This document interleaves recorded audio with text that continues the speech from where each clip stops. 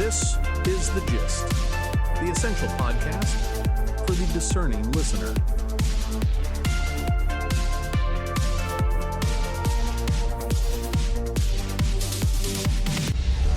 Welcome to The Gist. I'm John. And I'm Mary. It's Saturday, June 27th, 2026. This is your daily news digest. We are here to keep you up to speed on the forces shaping our world. We always look at who benefits and why. Let's get right into it. First up is the Gist View. Today we are looking at Bolivia. They just abandoned a 15-year currency peg to the United States dollar. Right, for over a decade, the official rate was locked around 7 Bolivianos to the dollar. Overnight, the government changed it to nearly 10. That is a 30% devaluation. But here is the catch. The government didn't really dictate this change. The market forced their hand. Everyday people and businesses were already trading at this lower rate on the street. Exactly. The decree just admits a painful reality. You cannot fake a strong currency forever if your bank account is empty. And Bolivia's foreign exchange reserves are drained. They dropped from over $15 billion in 2014 to almost nothing today, according to Bloomberg. So who benefits here? Well, the government gets to unlock a lifeline. They are aiming for $2.5 billion from the IMF. That is the International Monetary Fund. It is a global institution that lends money to countries facing economic crises. But that cash comes with a brutal trade-off. To get foreign dollars, you have to accept local pain. An overnight devaluation wipes out the purchasing power of the working class. Everything imported instantly costs more. It is a classic squeeze. The state secures the foreign capital it desperately needs, but everyday people pay the price at the grocery store. And that kind of pain can trigger protests. It threatens the exact political stability the government needs to actually fix the economy. Moving to the global overview, let's talk about space and stocks. SpaceX is officially joining the Russell 1000 index after Friday's close, according to the Wall Street Journal. For those new to the term, the Russell 1000 is a stock market index. It tracks the 1,000 largest publicly traded companies in the United States. And being added to this list is a huge deal for resource flows. Passive investment funds follow this index automatically.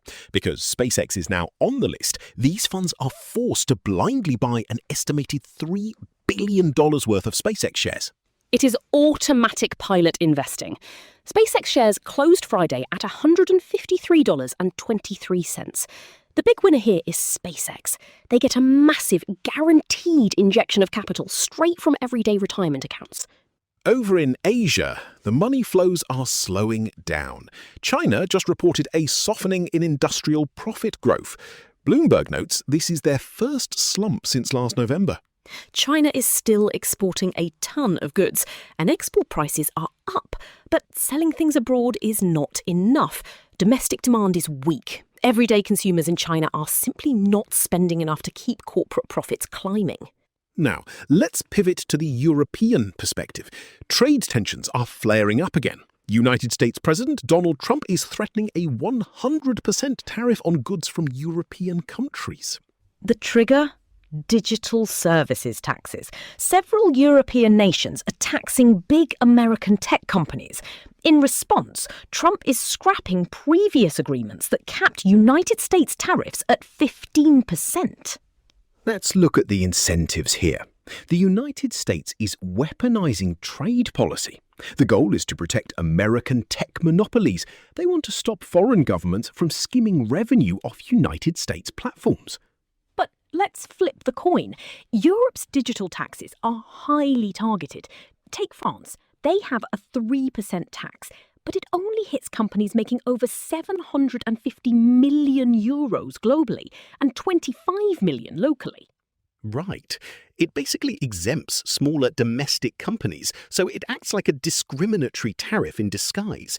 Europe protects its own market, and the United States hits back with threats on physical goods. It is a classic battle over who gets to tax digital wealth. Meanwhile, making physical goods in Europe is getting more expensive. The IFO Institute just released new data. They are a Munich-based economic research group tracking German business sentiment. And the data is a bright red warning sign. Their corporate price expectation index jumped from 25.5 in March to 31.6 in April. That is the highest level since early 2023. Companies are aggressively raising prices. Why? Surging energy costs. These costs are directly linked to the recent Iran conflict. We warned about this on The Gist. Even though the Strait of Hormuz reopened, that oil crisis baked stubborn inflation right into Europe's industrial base. The cost of energy flows directly into the cost of everything else.